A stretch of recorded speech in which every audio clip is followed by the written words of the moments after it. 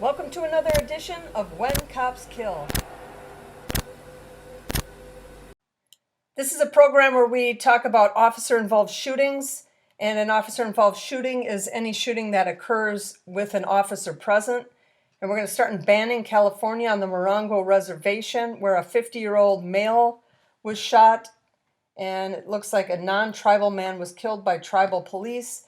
A 50-year-old man died after an officer-involved shooting on the Morongo Indian Reservation. The incident was initially reported at around 5:45 a.m. with a report of a dead body at the house in the 12,000 block of Santiago Road.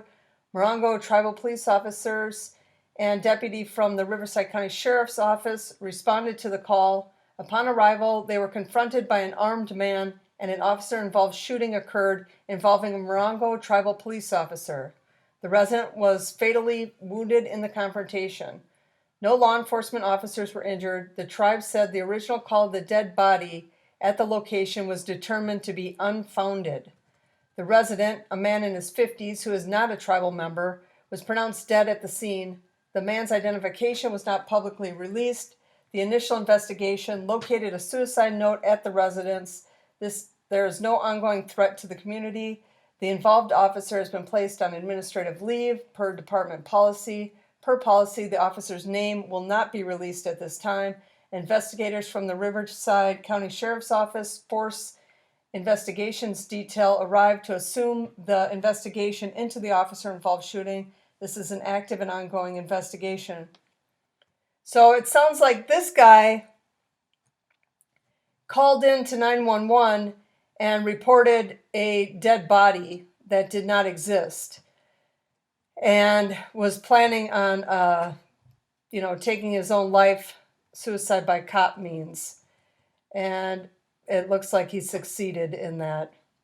And this is one of the things people don't think about when it comes to law enforcement. These cops are forced to do things that they wouldn't normally do. And this guy, he had whatever he wanted to do in his mind, and he has permanently affected this police officer for the rest of his life. All right, let's go to Newark, Delaware. And we have two victims in this one, a 31-year-old female who was killed and a 34-year-old male that was injured. And our suspect was a 34-year-old male, and he was killed. And this looks like another one where someone's taken their own life. Newcastle County Police are investigating an apparent murder, taking your own life. I can't say that word too many times in these videos. In the Newark Oaks community on Thursday, September 21st, police responded to Leader Drive around 12:45 a.m. for the report of a man who had been shot. The 34-year-old victim told 911 operators he had been in a confrontation with a 31-year-old woman at a home, and her 34-year-old male guest pulled out a gun and shot him. When officers arrived on the scene, there was an exchange of gunfire with the suspect, and police pulled back, awaiting the arrival of Crisis Management Unit, which includes Special Operations officers from SWAT, Crisis Negotiation, and the Explosive Ordnance Disposal Team. SWAT team members eventually entered the house and removed the original shooting victim and found the woman who was pronounced dead. Negotiations with the suspect failed, and when SWAT officers re-entered the home, they found the suspect dead from an apparent self-inflicted gunshot wound. Police have not released the identities of those involved. So this is another one. This one, at least the guy took his own life. He didn't make the cop do it for him. But he also took out sounds like he took out a 31-year-old female with him before he left this earth. All right, let's go to Inglewood, California, where our suspect, 33-year-old Ivan Solis Mora, was killed. Inglewood police fatally shot a man allegedly armed with a knife in Inglewood. According to a report from Inglewood Police Department, officers were called to the 10,000 block of Grevillea Avenue at around 1 p.m. after learning a man brandishing a knife in front of a home in the area. They said that he was behaving erratically upon their arrival, at which point he retreated to the rear yard where there was an adjacent residence. Officers say they attempted to de-escalate the situation using less lethal methods like pepper balls, tasers, and rubber impact rounds, all of which proved ineffective. As a final resort, to protect the officers and others from injury, an officer-involved shooting occurred. Los Angeles County Fire Department paramedics attempted life-saving methods at the scene, which were unsuccessful. The unidentified suspect was pronounced dead at the scene. He was identified later as 34-year-old Ivan Solis Mora. An officer was hospitalized following the incident after he was involved in some sort of fight with the suspect. He is believed to have suffered non-life-threatening injuries. So this is another one where the guy, I mean, sometimes these suspects just force the police officers into situations where it ends badly. And this sounds like, I mean, if all of this is true, it sounds like they tried everything they could before going to lethal force. And it, nothing worked. And it's, some guy, he got in a fight with one of the officers, and just a overall bad situation altogether. All right, we got Albany, California at a Toyota location. We got a victim who was an adult female that was killed, and the suspect is a significant other, and it's a male, either current or former. Let's see, a female at an Albany car dealership was fatally shot by a suspect who later died in an exchange of gunfire with the Berkeley police. The shooting was reported at 11:14 a.m. at the Toyota of Berkeley Service Center located in Albany on East Shore Highway. Berkeley police said arriving officers encountered a shooting victim and a suspect, and that there was an exchange of gunfire between multiple officers and the suspect. Albany police requested mutual aid from the Berkeley police and the Alameda County Sheriff's Office, according to a Berkeley police spokeswoman, Jessica Perry, who said there was no immediate information on the condition of the victim or the suspect. In a joint statement, authorities confirmed that both Berkeley and Albany police received multiple calls reporting a man with a gun at the service center. We have one employee from the dealership deceased, a woman who was killed by the suspect. I can also confirm that a suspect is deceased. The woman died at the scene, and as did the suspect, after multiple officers returned fire. She said that while Albany police would be investigating the fatal shooting of the female employee at the dealership, the Alameda County Sheriff's Office would be taking the lead on the investigation into the fatal officer-involved shooting of the suspect. Several employees of the dealership fled to nearby business. Employees told Pele the victim and the shooter knew each other. It ended up being domestic violence. The boyfriend shot the girl in there.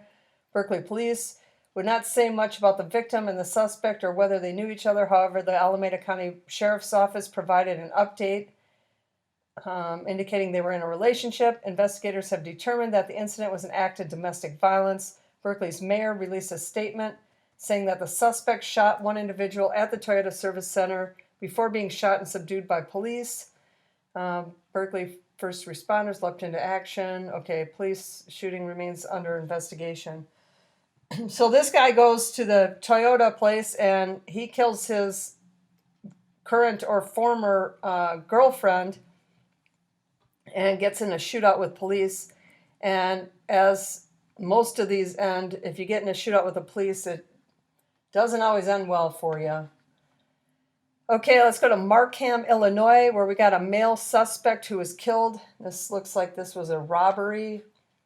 An armed robbery suspect is dead following a police standoff in Markham.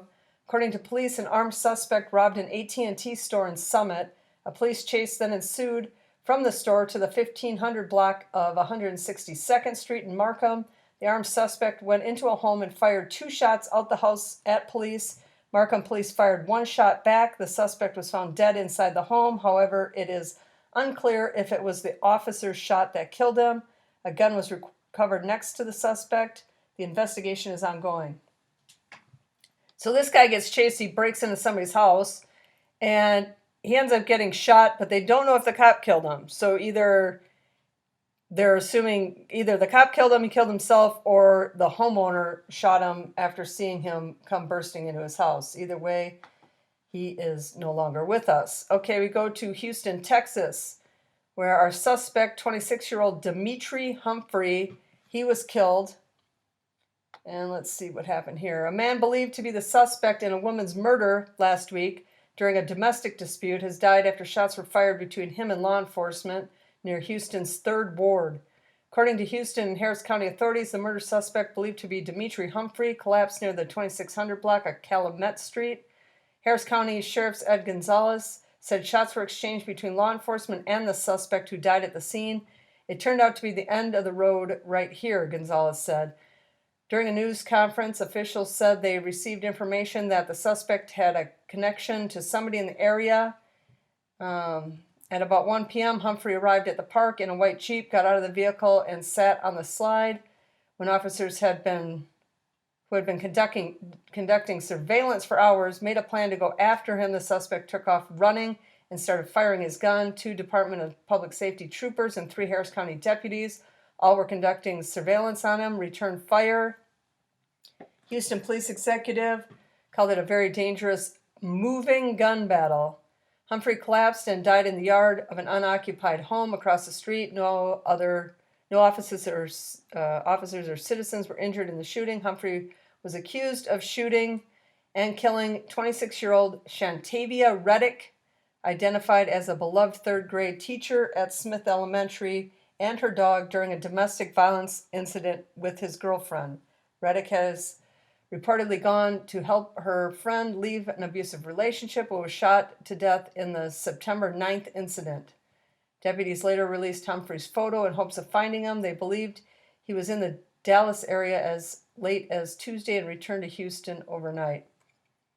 According to information, Humphrey was wanted on unrelated felony warrants, and murder charges were in the process of being filed against him. So this guy killed somebody, and the police track him down, and a shootout occurs, which always seems to happen with these guys. And again, it didn't end so well for this guy. Okay, wow, I think we've had a lot of California, it seems like, in this. Hesperia, California. 43-year-old Abel Valensia. This is a male, and that's our suspect, and he was killed, and it looks like this fool had a BB gun on him. New details have emerged about the fatal shooting of a man by sheriff's deputies at a home in Hesperia.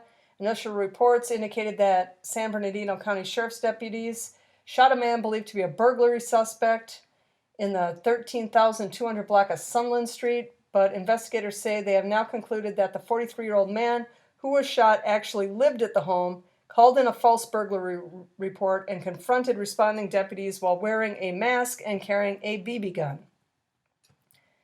The man was declared dead at the scene, has been identified as 43-year-old Abel Valensia. The incident unfolded around 7 p.m. The sheriff's department says a man, later determined to be Valencia, reported an armed home invasion robbery at his residence, saying he was hiding in a closet while armed men were inside. Okay, he made this story up. As a deputy arrived at the home, officials say a man emerged wearing a mask and carrying what appeared to be a handgun. They say the man pointed the gun at the deputy, who fired at him. He continued moving forward as the deputy took cover, and additional deputies arrived. The man in the mask was struck by gunfire and later pronounced dead at the scene. One deputy was treated for minor injuries. Investigators later identified Valencia as the man in the mask and determined he was carrying a BB gun. They say his report of a home invasion robbery was false. No possible motive for his actions have been disclosed. So this goes back to the same thing as that first one we had, where somebody calls in a fake report of a crime being committed, and then they end up getting shot because they pretend to be the victim or pretend to be the suspect. And, this guy, he's just, out there with his BB gun, and he ends up getting shot, which is probably what he wanted to see happen. This is a weekly video, so if you like this type of content, hit that like button, leave your thoughts in the comments, and consider subscribing. And I'll catch you next week.